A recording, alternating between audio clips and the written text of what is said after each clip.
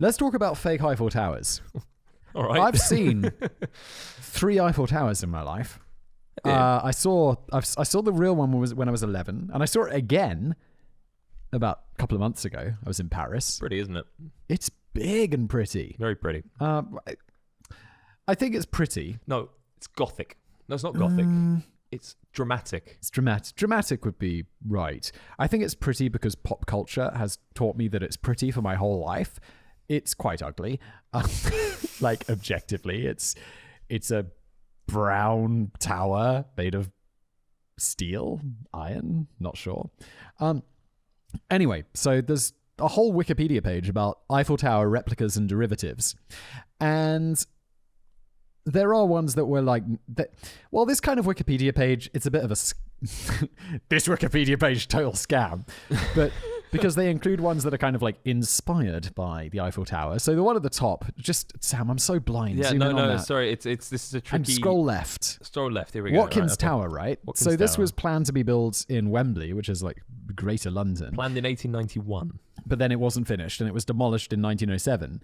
And it kind of looks like a narrower, pointy Eiffel Tower, which was going to be the same size as the Eiffel Tower, built around the same time. They were going to call it like the Great Tower or something. It's not on this page. I was Watkins exploring Tower, no? deep. I think that was what it was called. Watkins Tower? Yeah. Or the guy was hoping it would become like the Great Tower of London, and no, they never finished it. But it was going to be as big as the Eiffel Tower. And then there's some other ones which are like, they call them full scale, but they look nothing like the Eiffel Tower. No, they're definitely inspired. There is a sort of a lattice effect that's been like a lattice triangular pyramidal sort of shape, but what I really wanted to get into Yeah. is the actual fake ones. okay, Where it's like Vegas. Vegas. You've been to Vegas? Been You've to been Vegas. everywhere, man. That's actually quite impressive. Vegas is impressive for that you walk down the road and at one point you're in Venice, the next point you're in Paris. For sure. But yeah, And you know, it's only a third, half scale. half scale. Half scale. Okay. Wait, and it's big.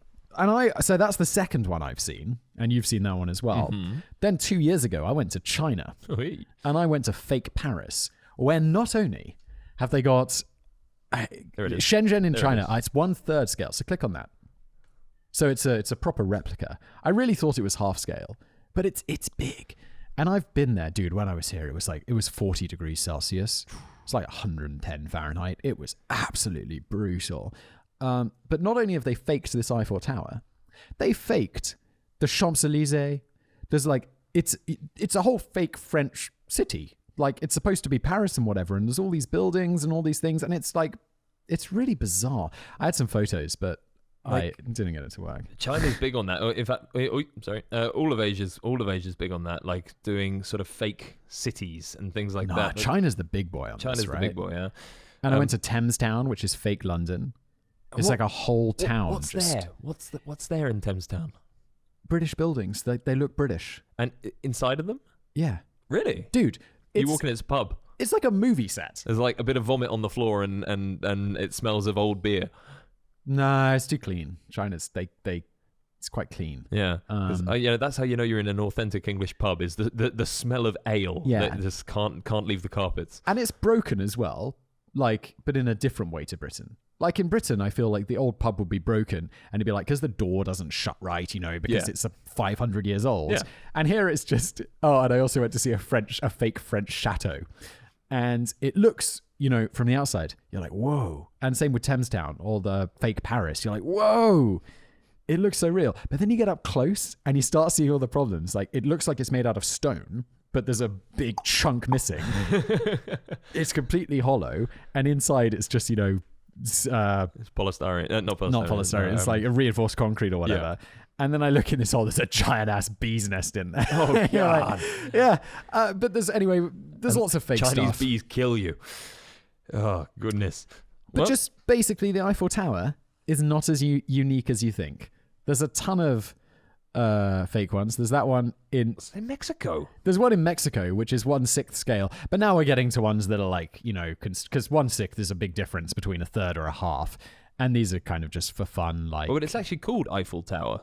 And there's Eiffel Tower in Romania, but I think, yeah, like you say, these are in sort of like They're more theme toy, parks or something like that. Exactly. I mean, there's the Petrin Tower in Prague as well, which is They really count that as a version of the Eiffel Tower. It's completely different. It's completely different, but nice fun fact. It's got the interesting stairs designed by Da Vinci. Really? Not Da Vinci. The double helix stairs. The double helix stairs. Was that Da Vinci? Galileo? The people who came up with DNA? Helix. Or the double helix? Yeah. No. Anyway, it doesn't matter. But yeah, so it's got that. So you'll never meet someone coming down if you're going up. Yes. It's clever. Very clever. Double helix. Double helix. So, yeah, that's that. There's lots of fake Eiffel Towers. I'd go see some more of these. I'm surprised there's not one in Russia. Why?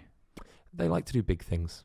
Have you seen the big, it was Genghis Khan, the big Genghis Khan statue? No. Oh, what? Where is it? No. In Russia? You must have seen it. Maybe I have. Mongolia, I'll probably see it. Mongolia. Of course it'd be Mongolia. Genghis Khan. How do you spell Genghis Khan? Khan. Statue. It's humongous. Right. All right, here we go. Ooh. All right, let's try and get one where there's people. Oh, I have seen the statue. Of course Look I've seen at the statue. that. That is absolutely massive. It's humongous. Oh my God. What is that made out of? Pure gold. No, it's I don't know what that is. It's Genghis Khan. That is huge. But like I just find like sort of ex-Soviet countries and all these sort of like Russia and China, for example, they have big things. They have big hotels, big places.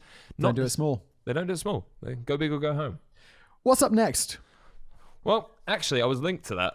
I just wanted to add into this. Oh, we got a Sam item. Eiffel Tower. Yeah, a little cheeky Eiffel. Oh, I know this one You about know this one? Yeah. I mean, I know it now because I read the notes, but I knew it before. It was only supposed to be temporary, right? It was only supposed to be up for 20 years, and it was built for the Expo, for the World Expo.